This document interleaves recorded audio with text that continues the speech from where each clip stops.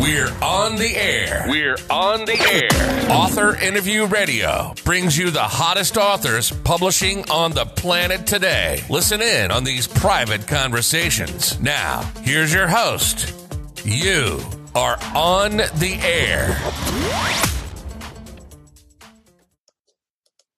Hi, everyone. This is Tammy Patzer, and I'm really excited because today's guest is Victoria Lowell, and she's the International Bestselling Author of Empower Your Worth. And the wonderful thing about Empower Your Worth is it's available in both English and Spanish. And it was honored as a #1 international bestseller, and it was sold in the United States, Canada, Australia, Spain, all over the world. So it's really exciting. And before we get into today's interview, I want to just tell you a little bit more about Vicky, Victoria Lowell. She was born and raised in Florida, and she's always been passionate about entrepreneurial pursuits. In 2012, she started her career in finance at UBS Financial Services, and by 2017, she transitioned into becoming a financial advisor. Vicky's always been an active member of the community and has worked for various entities nationwide. From open and honest conversations with these communities, she discovered the need for women to learn about financial planning. This passion then drove her to enhance her career and advance her education in the immediate and long-term financial implications of divorce as a certified divorce financial analyst, which is called a CDFA, if you're ever going to try to look that up. And in 2018, she left UBS Financial Services and founded Empowered Worth. So welcome, Vicki. I'm really excited to learn more.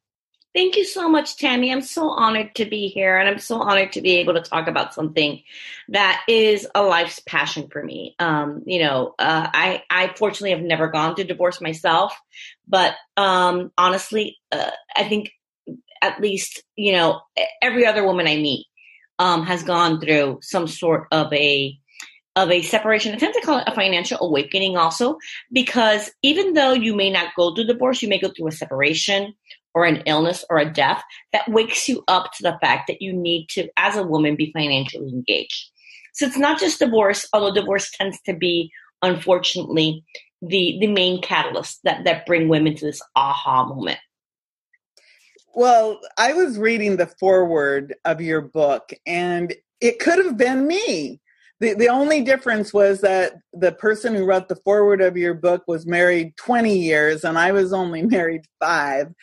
But what in the foreword, I could really relate, because the person who wrote it was talking about the fact that, 20 years, and they had been like the majority breadwinner.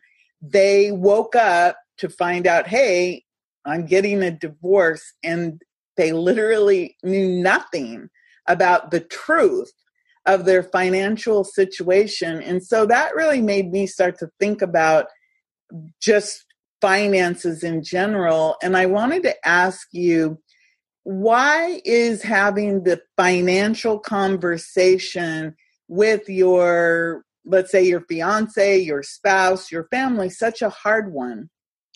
I think honestly, it's really hard for people in general, and I concentrate on women, but it's a society issue that I think affects men and women.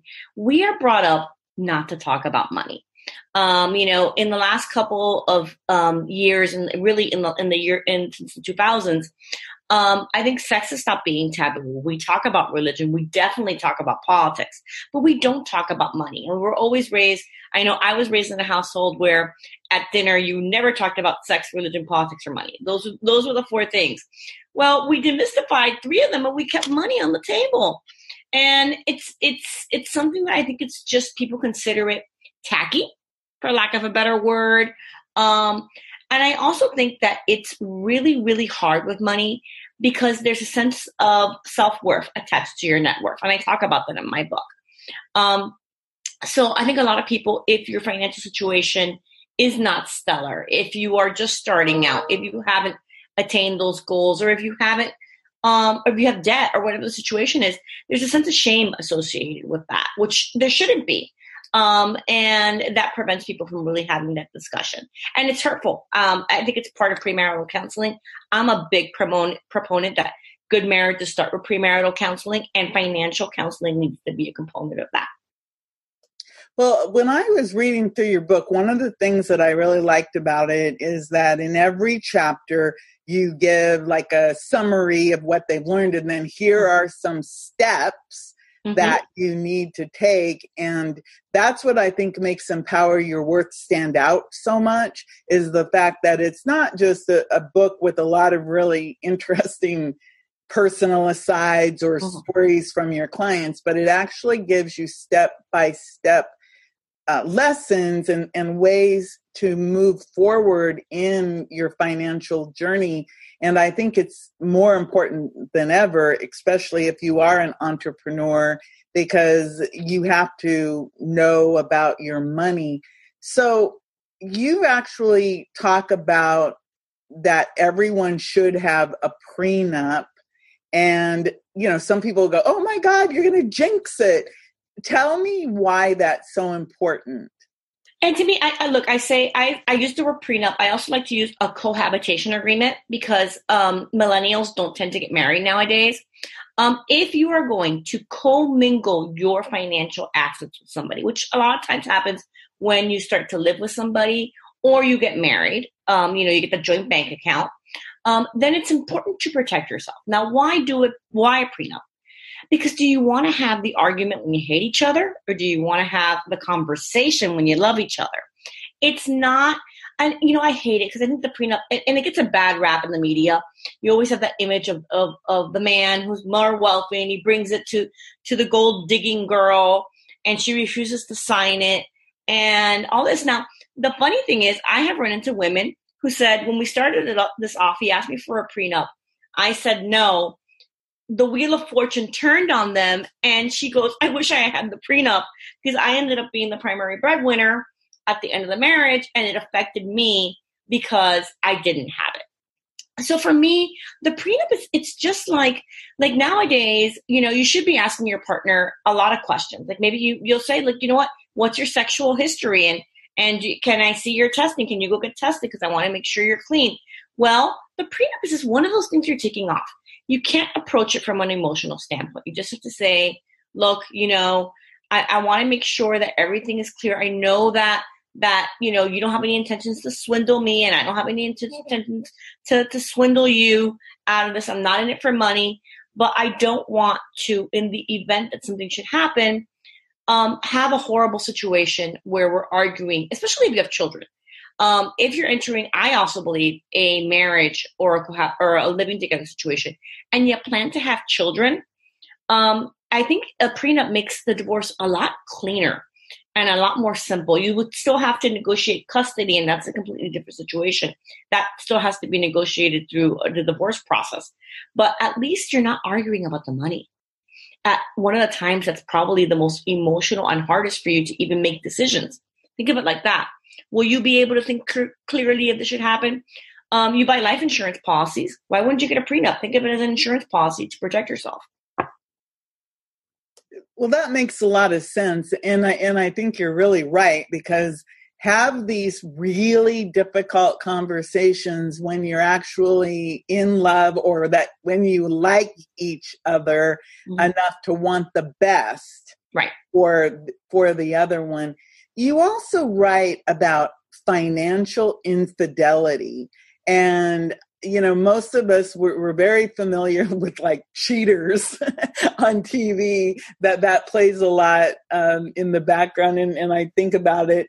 And if people are always worried about the sexual infidelity or the relationship infidelity. What is financial infidelity? Financial infidelity, when you marry, it's your assets, even if you keep them separated.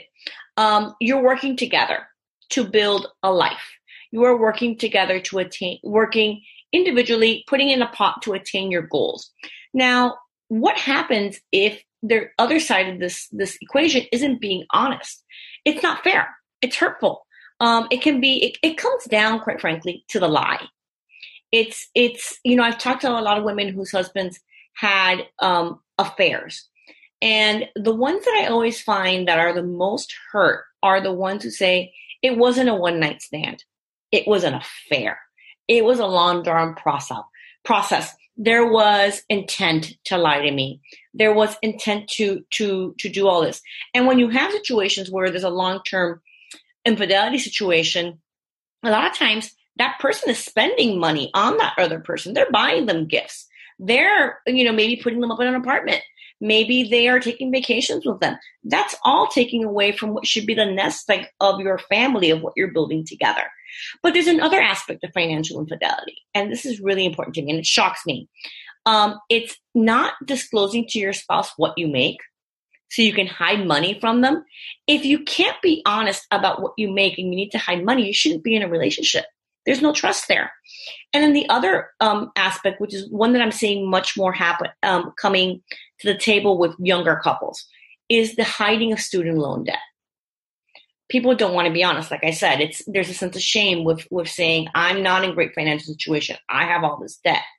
So you get married, and then all of a sudden, you really can't contribute to the family because you have this debt and you haven't been honest about it.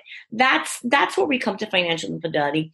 The technical definition would also include the typical woman who shops and hides the bags in her car until her husband's asleep. And I have had plenty of girlfriends who do this. I had a girlfriend who used to do I had never heard of the gift card trick. And she would put gift cards in her Publix, the grocery store down in South Florida. And she would buy gift cards. And at one point she had like thousands of dollars in a drawer of Visa gift cards. Because she said, my husband doesn't look at the Publix receipt, but he looks at everything else. So she had all these gift cards that she would go buy. She had a spending problem. She had a spending addiction. And that was the issue. And the symptom was the lie, was the financial infidelity of adding $50 or $100 to your grocery bill because you can get away with it. Those are the things that kind of entails. Wow. It's interesting because I guess you have to have a certain mentality to think about, well, how would you do that? But it does kind of make you wonder about the power structure in a relationship, and you would weigh, well, is obviously you have the spending addiction, but at the same time, what is the power structure where you would go that low, where you didn't feel like you could spend money on other things other than the grocery bill? Yes. And I'm thinking back to the days of different situations I was in where money was used as a power tool to control others. So that's a whole nother scenario. But I'm really glad that we talked about this because it's such an emotionally charged issue. And I wanted to ask you about getting started with empowering your worth and your net worth. What can somebody do, to like, no matter where they're at, what can they do to get started so that they could get this under control? The first thing I tell people, the first thing you should do, and I list it as know your numbers. Well, what does that mean? I'm not expecting people to sit down after reading my book or listening to a podcast or an interview of mine and say, let me make a balance sheet and a budget. No. First thing you can do, go to whatever credit site you want, be it creditkarma.com, whatever one you want, and look up your credit score. Your credit score is one of the most important numbers that you will ever have in your life. It doesn't leave you. And I talk to teenage girls and we talk about that. And I say, you guys don't worry about your SAT scores. No one will ever ask you your SAT score once you get into college. They will never ask you again. But your credit score will be with you forever. So the first thing I tell women is in a counseling session, we're together. Well, let's look up your credit score and see what that is.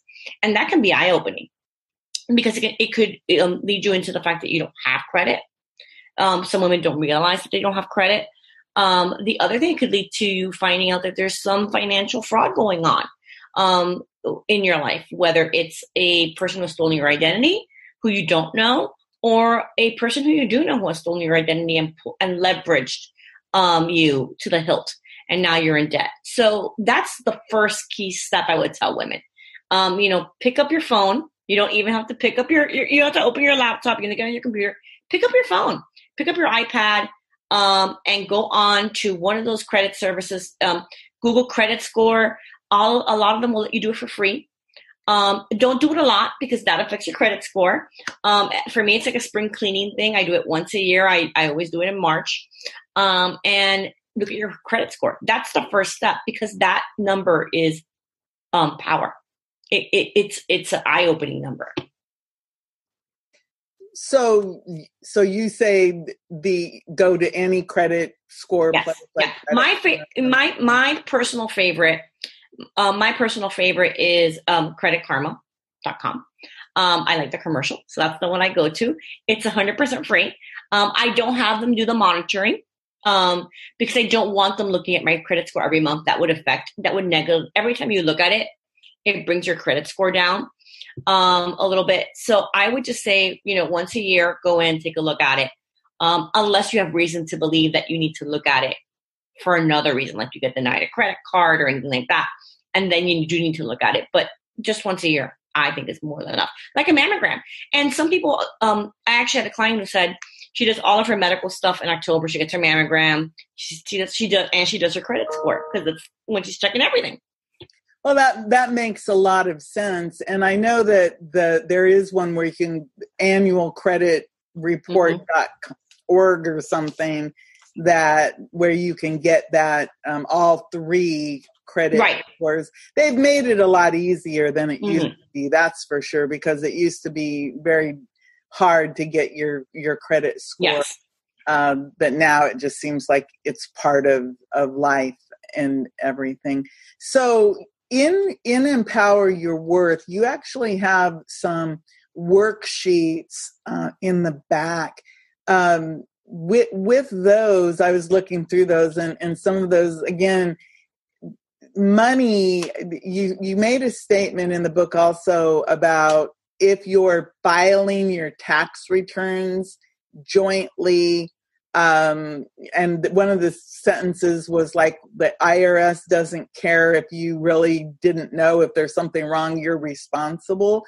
Yeah. Talk a little bit about how important it is to know what is in your tax returns, especially, when you're filing jointly. Yeah. I think in the book, I actually use a phrase like your tax returns is the best book you'll ever read. And at times it can be a book, can be really big, but it's kind of treasure trove of information there. If you look at that, you will know what you have in retirement assets. You will know, how much income do you have. Do you have a brokerage account that's producing income? You will know about property. You will know about companies. It's not always easy to read, but you can always get a financial mentor, have somebody help you with that. It has a lot of information. The issue that comes is that most people, and now we file electronically, because somebody recently told me I don't even sign it. My husband does the electronic filing. The accountant sends it to him, and it just goes in. And I'm like, well, do you know what's on it? No, I have no idea. Well, that's fantastic. And look, in most situations, you're married to somebody who is incredibly upstanding and is not hiding anything from you. But there are situations where people don't get great financial or tax advice and they file incorrectly. If you get, when you get divorced, a lot of times you trigger an audit. You're going to be responsible for any fines that the IRS might fine against you and your spouse because you filed jointly. And any accrued interest, anything like that, you're going to be responsible. There is a form called the Innocent Spouses Form, and you can fill that out. I know I recently actually just wrote a blog on this, and the IRS has actually increased. They've doubled the size of the department that was dealing with innocent spousal forms. And they've come to the realization, and I'm just so happy to hear this, that women a lot of times feel coerced or not comfortable asking what's in that tax return. And they're not, and they sign it. So I think people are waking up to the fact that there is financial spousal abuse, and that women might be coerced into signing it. But you need to know, that in that tax return, you're saying that everything in there is true. It's a legal document. And that you are liable for it. You are liable. The biggest and the most famous, I think I say this in the book, Teresa Giudice from the Real Housewives of New Jersey. She claims that she did not know what was in the tax return. She signed it. Well, she did 2 years in prison. I mean, it's very true. And there are a lot of women who will tell you that, who would say, I had a horrible situation and I had to pay the fine and he went to jail, or things like that. It's not always done with the intent of defrauding the IRS. A lot of times it's done because you have bad advice when filing your tax returns, or because you don't know what you're doing. When I always say, would you perform surgery on yourself? If you don't know what you're doing, have somebody do your taxes. It's the same type of idea for me. Wow. I mean, you just, reality TV, you talk about the Real Housewives of New Jersey, and of course their lives are in the forefront, but this happens to real, ordinary people. It could be your neighbor, or it could be you if you don't pay attention to what's going on. You also have a podcast. Tell me a little bit more about your podcast and what you cover in that. Well, the podcast, and in fact, I'm so excited to announce in 2020, we're going to be going to 2 podcasts a month. We started with just doing it monthly, and we would cover the topic of the month. We're still going to be doing that. We start off in January with goal setting and budgeting. That'll be our first podcast, and we'll go through all the topics that we have for every month. We have a different topic. The blog, the webinars, everything we do is topic centric for that month. So that'll be the first podcast, the one that starts at the beginning of the month. At the second part of the month, I'm going to be doing a divorce-specific podcast.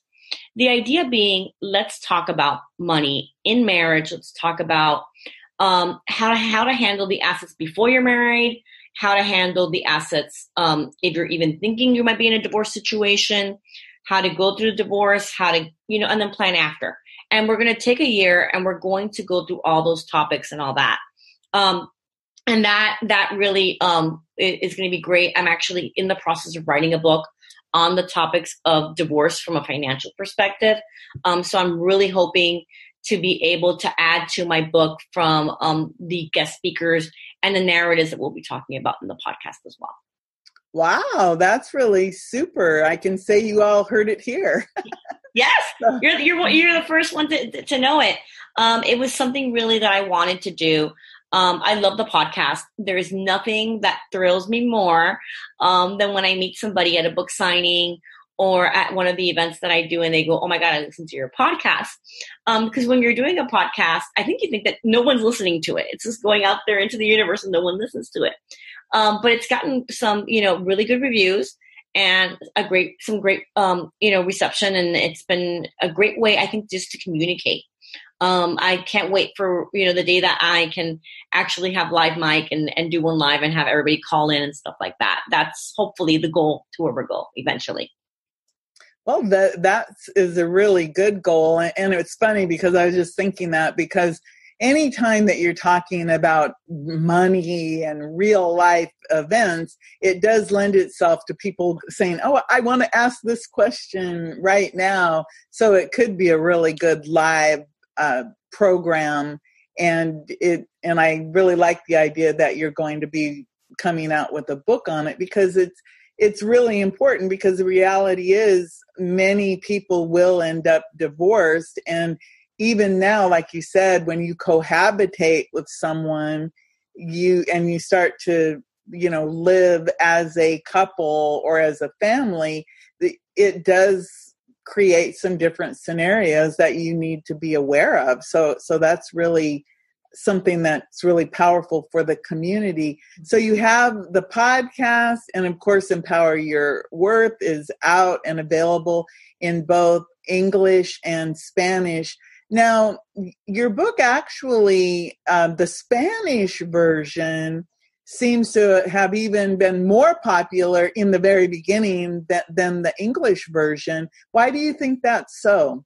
Oh, I think that our Latina sisters are ready for this message. In the United States, we are, I think, incredibly fortunate to have had a feminist movement happen numerous times in the history of the country. I mean, obviously the suffrage movement, then we had the feminist movement in the 70s. And now we've had Me Too and Time's Up kind of come about. And those movements have done so much to empower us as women and to have us speak in one strong, loud voice. And I love that. But it's not happening in the rest of the world. And I am excited to see that. I think it's starting to take root. I saw it first in Spain. And I've been able to talk to a lot of my Spanish colleagues and stuff like that and say, oh my God, people are talking about Me Too. People are talking about divorce and the laws that have to change in some of these Latin countries that so favor the men as opposed to the women. So they're starting to have that awakening. And I think it's even, it's lagging behind in what I would call Central and South America and the Caribbean. But it will get there. It will get there eventually. The statistics are the same. Women in general, in the world, women are responsible for consumer spending. We're going to hold, I think I've seen estimates of trillions of dollars of assets. But yet men seem to have the control financially, and we need to shift that conversation. Well, I know that Empower Your Worth, again, it's popular in English and it's popular in Spanish. And how wonderful is it that you're going to have a new book out more focused on divorce also. Now, in 2020, you have quite a number of speaking engagements and book signings coming up. You want to just give me a little overview of where you're headed? I'd love to. I'm going to be all over the country. I was actually joking around recently with my family. I go, maybe I'll get one of those status things on American Airlines finally. I'm going to be in Miami, Coral Gables to be exact, on January 21st at Books and Books.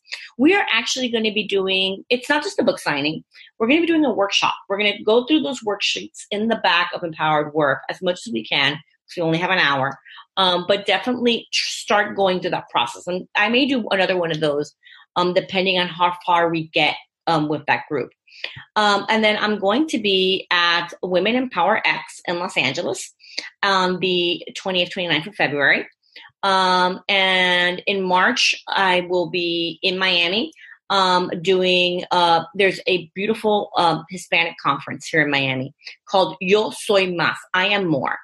And it's a women's conference, and I will be there as well with my book. And I'm thinking that's March. April, I will be in D.C., Washington, D.C., at another Women Empower X. I'll be hopefully speaking there. I'll be speaking in the one in Los Angeles in February. And more and more and more. I mean, the schedule's just filling up, and I'm so thankful and so blessed and grateful for just the reception that Empower Your Worth and Empowered Worth and I have had among women in all over the world. It's humbling. Wow. Well, that is phenomenal. And before I let you go, your website is empoweredworth.com? Yes. www.empoweredworth.com. Okay. And we are also available on Instagram.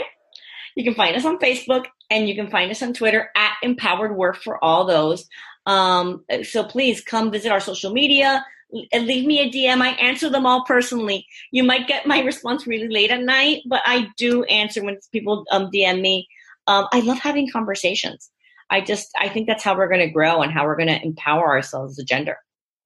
Well, I'm happy to be part of it because just listening to everything that you're doing. And again, I know for a fact that women in general, they need help in talking about money and in organizing money and recognizing that even if you are in a committed, loving marriage, that you still have to know what's going on because you are responsible for anything that you've signed.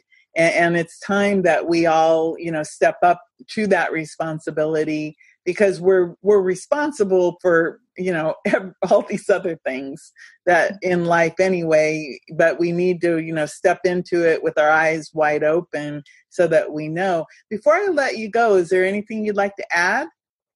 I always like to tell everybody the importance of becoming financially empowered is not just a divorce situation. I have had a lot of couples come in when I was a financial advisor and they were doing their financial planning. We saw as a team, both would come in, everybody would sign the account docs, and then we'd never see the woman again. And there were a lot of men who would say, I really wish she would come in. Believe it or not, and this is shocking, the men would say, numbers are not my thing. The same way that women get that whole narrative of we're not good with numbers. There are men who are not good with numbers. And they felt a horrible responsibility and a heavy burden because they were doing all the financial planning by themselves. It's a marriage. It's a partnership. You both have to tackle the hard things together and enjoy the easy things together. And that includes your finances. It's not just about divorce. Your spouse could become very ill. Your spouse could lose his job. Your spouse could die. I mean, unfortunately, people get into car accidents and pass away or have a heart attack or anything like that. You definitely don't want to ever be caught unaware and unprepared. Well, that is phenomenal advice. Everyone, again, congratulations, Victoria Lowell, on your international best-selling book, Empower Your Worth, available in both English and Spanish. And again, that in itself is unique because you wrote the book in Spanish. It wasn't translated because you're bilingual. You actually wrote it in English and you also wrote it in Spanish. So it's not like some translation of an English book, which I think is very unique and powerful. And again, number one status internationally is very, very cool.